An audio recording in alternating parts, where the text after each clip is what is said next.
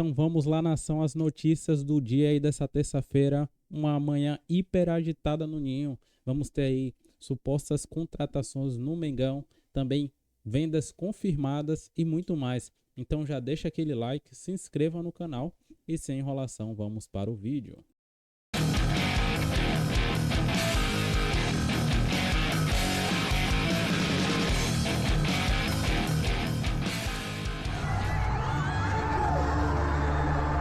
A peça que faltava. Um time campeão, mas que ainda sentia falta do homem-gol, do centroavante. Pedro ali de pivô, de centroavante mesmo. Cabeceia, ele tem todos os atributos mesmo de um centroavante que, assim, qualquer time, inclusive a seleção brasileira, está precisando.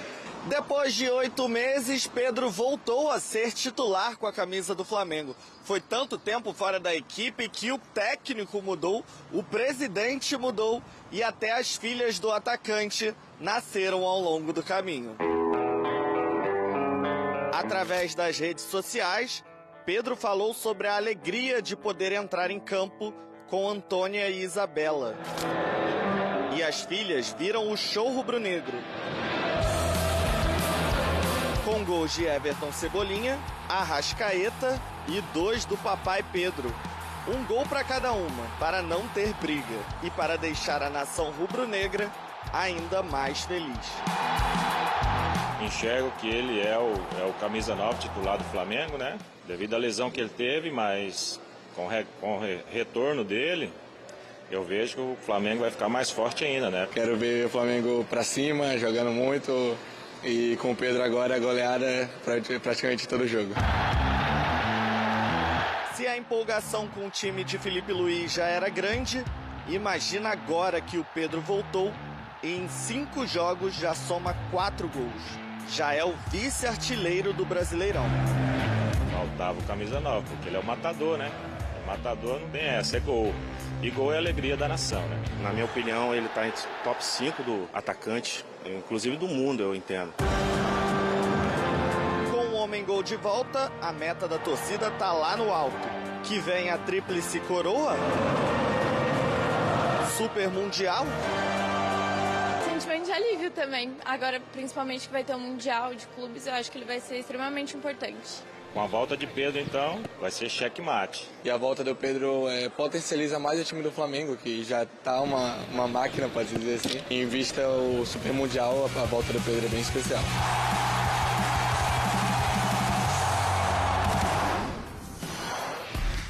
Olha o Pedro pelo Flamengo nessa partida contra o Corinthians. 2 gols, 1 assistência, 5 finalizações no alvo, 3 chances criadas, 10 ações na área rival. A nota dele no Bola de Prata foi de 7.13, foi o melhor atacante da rodada do prêmio ESPN Bola de Prata. Do lado a gente tem um ranking dele no time. Só exigente, hein? Ele voltou. O 7.13, né? 7.13? Dava pra ter um 8,5, né? Que isso? 2 gols e nada mais, né? Como diria o outro. 2 gols e nada mais, 7.13. Bom, mas passa de ano. Bom, eu estou aqui ao lado do Caio Alves e ele vai analisar esse Flamengo que passou por cima do Corinthians na noite de ontem, na tarde de ontem. E está neste Sport Center. Fala, Caio, tudo bem? Tudo bem, Marcela, Zupac, André. Boa noite, bem-vindo. Boa noite, fã de esporte, especialmente flamenguista. Dentre tantos lances do Flamengo, do amasso, que o Flamengo passou o carro em cima do Corinthians, dá pra dizer assim, eu colhi 2 pra gente mostrar aqui no touch pra você, fã de esporte, como o Flamengo foi superior, com muita ajuda do Pedro também. O Pedro que, além dos gols, ele foi além dos gols, né, de assistência também, o que ele foi capaz de fazer contra a defesa do Corinthians. Então a gente vê aqui muito da passividade da marcação do Corinthians. A gente já começa com a Arrascaeta atraindo Carrilho, Pedro atraindo seus defensores, os defensores do Corinthians, para justamente trazer esse espaço, esse efeito dominó. E aqui, que fica muito claro, a passividade da marcação do Corinthians, deixando muito espaço para o Pulgar e para todos os outros jogadores do Flamengo pensar, dominar, passar, que é o que acontece. E aí o conceito importantíssimo que o Flamengo ele superou o Corinthians, que era o quê? O conceito que a gente chama de terceiro homem. Primeiro homem, segundo homem, terceiro homem. Por quê, Caio? Fala português, o que é conceito de terceiro homem? O primeiro jogador dá o passe no segundo, que é o mais distante, para fazer essa parede, que o Pedro é muito bem fazendo isso, para o terceiro homem o quê? Ou ser encontrado livre, ou pelo menos de frente, que é o que aconteceu.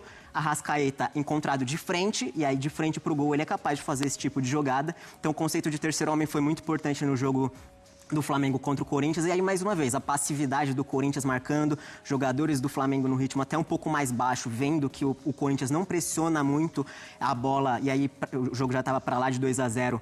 Corinthians ainda assim andando em campo, não se mostrando muito dentro da partida no sentido de foco. E aí o Flamengo ele vai virar essa bola e mais uma vez o conceito de terceiro homem, mais uma vez a inteligência, a questão tática que o Flamengo vence e supera o Corinthians. Então, mais uma vez, primeiro homem, segundo homem, mais uma vez o Pedro, e o terceiro quem? Pulgar, que acabou com o jogo. Mais uma vez. E aí a gente vê até com clareza aqui, o Léo Ortiz, ele aponta, o Gerson aponta para o Pulgar, que é justamente essa questão. A gente treinou o terceiro homem, toca no Pulgar, que ele vai ser encontrado de frente para o campo, a questão da visão frontal para o campo. Se o Pedro ele veio buscar a bola, alguém vai ter que atacar esse espaço. Quem que foi? Arrascaeta. Pulgar faz esse passe, Arrascaeta vai para atacar esse espaço e justamente encontra o Hugo Souza ali na frente dele, mas essa questão que o Flamengo superou ao longo de todo o jogo, Marcela, o Corinthians. Maravilha, Caio. Obrigada, então, pela análise. Foi realmente um super jogo do Flamengo. O Felipe Luiz, o dono de todo o jogo, ele também elogiou demais os seus jogadores. Obrigada, Caio. Um beijo para você. Boa noite. E até a próxima. Vamos lá falar sobre o Flamengo e sobre a noite de ontem. Foi realmente uma noite perto da perfeição. Foi o melhor jogo do Flamengo na temporada, Zupa? Se não foi o melhor, foi um dos 2, 3 melhores, porque o Flamengo conseguiu executar a sua proposta quase que à perfeição contra um adversário que estava muito disperso no jogo. O Caio mostrou passividade, escolhas mal feitas, né? Então era um Flamengo completo do meio para frente, né? Só o Alexandre do time titular que não jogou. Um Flamengo praticamente completo, com o Pedro pela primeira vez como titular, contra um time que colocou o meio-campo com menos gente e com menos poder de marcação dentre aqueles que compuseram um setor tão importante para o jogo. E aí o Flamengo atropelou a partir do meio campo. É claro que os erros defensivos, como esse do Hugo e outros individuais da linha defensiva do Corinthians, ajudam a falar um pouco sobre o jogo. Eu não marcaria esse pênalti, mas isso é irrelevante dentro do jogo. Mas para mim o problema principal do Corinthians, o jogo se resolveu no meio campo, né? Com o Flamengo com 4 jogadores do nível, da intensidade e da qualidade de Pulgar, de De La Cruz, de Gerson, de Arrascaeta, com o Pedro vindo buscar vez a outra, como o Caio mostrou agora, contra um Corinthians com menos gente no meio e só o Ranieri com poder de marcação. Então o Flamengo, assim, teve uma atuação muito boa, coletivamente, com e sem a bola, e eu tenho falado isso sempre que posso. É claro que o que o Flamengo constrói tecnicamente, como o Felipe tem conseguido extrair o potencial dos jogadores, nos chama a atenção e nos remete aos melhores momentos do Flamengo no passado recente, mas o comportamento sem bola da equipe do Flamengo, ele é tão importante quanto o comportamento com bola. E isso é um mérito gigantesco do Felipe Luiz de manter esses caras o jogo inteiro, ou quase o jogo inteiro, pressionando alto, mordendo bastante, gerando muito incômodo e recuperando essa bola muito rápido, para o Flamengo poder, a partir da bola, construir o que ele constrói. Então o Flamengo está o tempo inteiro com a bola, porque ela está no pé do Flamengo, quando ela não está, ela é recuperada muito rapidamente. Então acho que ontem o Felipe saiu satisfeito de uma maneira que poucas vezes deve ter saído na temporada. Foi um jogo praticamente perfeito do Flamengo, teve lá 5 minutinhos no primeiro tempo, estava 1-0 ainda, o Carrilho quase fez o gol de empate, Rossi defendeu, mas ali foi muito pouco, foi um domínio, parecia Campeonato Carioca, Flamengo contra os times pequenos do Campeonato Carioca. É verdade, a mobilização do Flamengo também ontem, né, diferente da mobilização contra o Central Córdoba, que era a única explicação que encontramos aqui para ter perdido em casa no Maracanã, na Conmebol Libertadores. André, e o Pedro voltando de lesão e voltando da maneira como tem voltado, titular ontem pela primeira vez e a titularidade tem que ficar com ele mesmo, não existe discussão. No caso dele, sim, né? Como a gente falou, é quase uma contratação que o Flamengo faz durante a temporada, ainda no início, né, das coisas importantes. A gente está ainda no começo do Campeonato Brasileiro, fase de grupos da Libertadores a mesma coisa, Copa do Brasil a mesma coisa, assim, as coisas que interessam, né, após os campeonatos estaduais estão no início. O Flamengo está aí com um reforço absurdo, que é um jogador top de linha, pensando em tudo que você pode cobrar, tudo que você pode querer não cobrar de um atacante, com as características peculiares que ele tem pelo tamanho dele, pela forma como ele se movimenta, a visão de jogo, o fato de saber jogar longe do gol. É muito difícil encontrar um jogador, um atacante de referência, camisa 9 como o Pedro, que tem as leituras necessárias para jogar fora da área até, de modo a liberar espaço para os seus companheiros. Embora o Felipe tenha diferentes maneiras de enxergar o time do Flamengo, o Pedro é um jogador que, na minha opinião, vai fazer parte de todas essas maneiras que ele Felipe Luiz, quiser. E tem uma coisa muito interessante no Flamengo que o Felipe Luiz está montando, que é uma equipe que primordialmente deseja ser protagonista com a bola, porque se enxerga tecnicamente superior e capaz de fazer o que fez com o Corinthians, com qualquer equipe, dentro ou fora de casa. É claro que as coisas ainda estão no início e ainda devem melhorar muito, principalmente na cabeça de um treinador perfeccionista como ele, porque a formação que ele teve é a formação de quem não enxerga o futebol sem o comportamento, sem a bola, com muita fome, como o Flamengo tem mostrado na maioria dos jogos. Não demonstrou esse tipo de comportamento contra o Central Córdoba, é claro que não.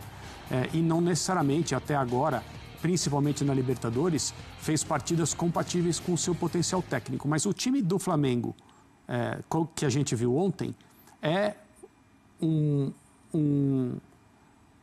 uma ideia do que o Felipe Luiz gostaria de fazer contra todos os adversários. Ou seja, um time que recupera, quando perde a bola, recupera muito rapidamente e com a bola sabe ser protagonista porque sabe ser perigoso.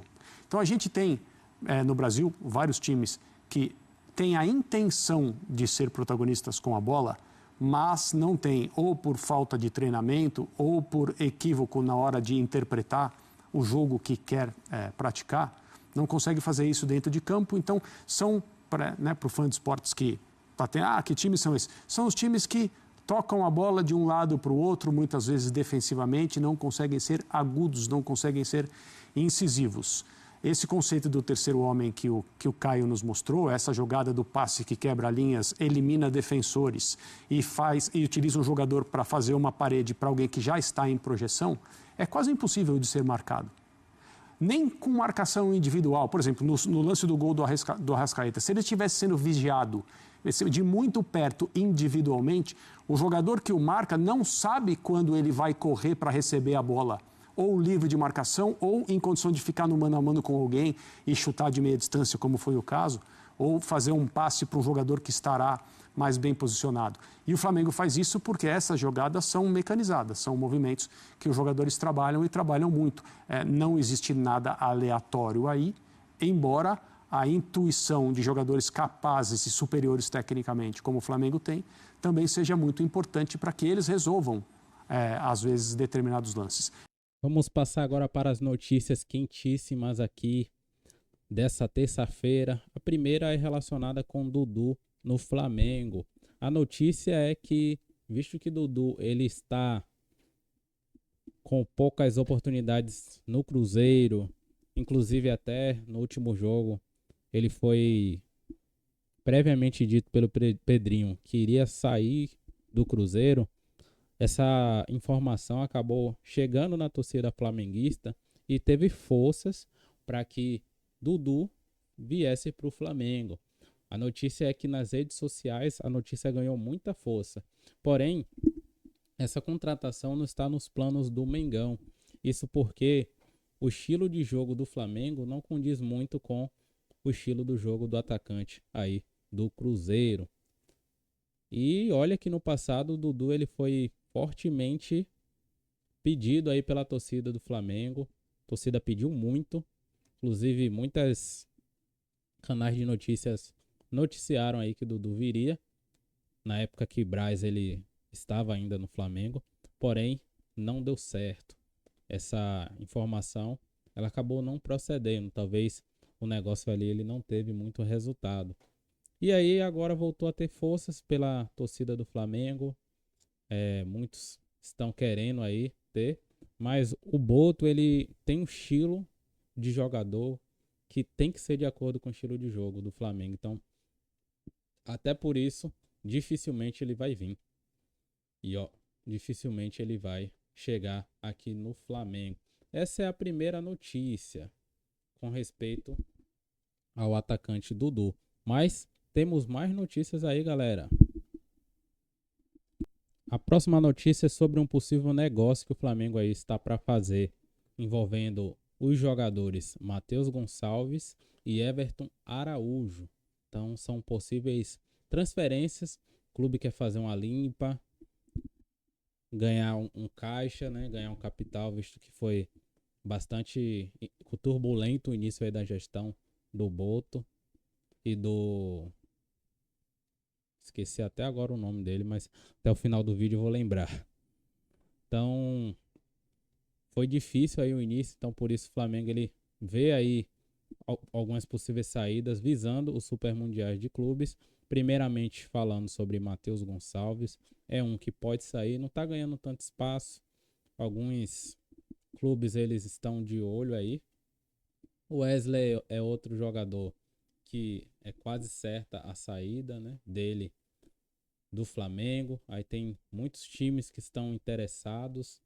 Tem o zagueiro Cleiton, tem Everton Araújo também, que está sendo observado pelo Wolverhampton, que é o clube que está o João Gomes, mas que está jogando muito. Então tá pensando aí no jogador, visando, né, visto que o jogador ele pode estar indo para outros clubes maiores, talvez Liverpool, entre outros. Por isso o Flamengo, o Wolverhampton, ele já está de olho aí no atacante Everton Araújo, esse aqui da imagem.